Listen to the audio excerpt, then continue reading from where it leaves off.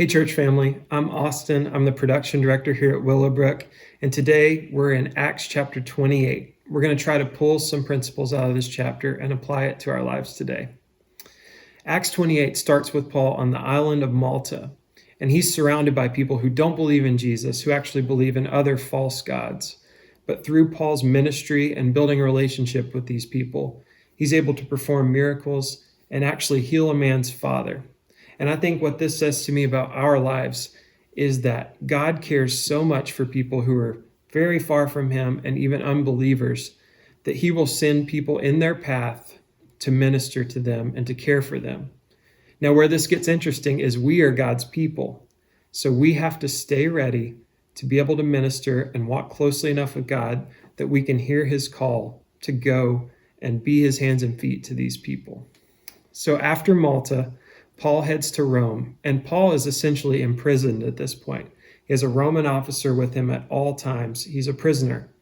But when he gets there to talk to the Jews in Rome, they respect Paul so much that they say, "We want to hear what you have to say. We're eager to hear it."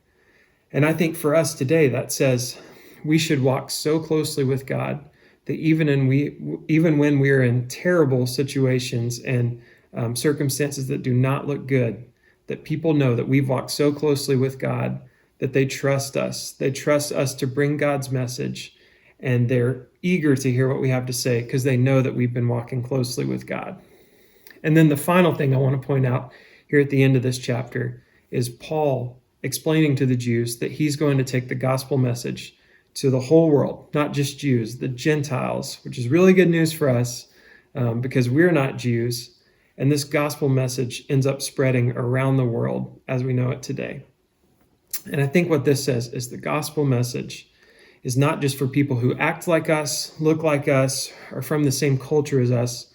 The gospel is for everybody. And this references back to the beginning where we have received this message and we need to be willing vessels to take it to the world and to stay in tune with God and hear his call when he wants us to share the gospel.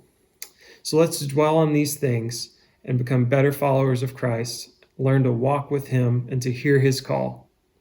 We'll see you tomorrow, church family.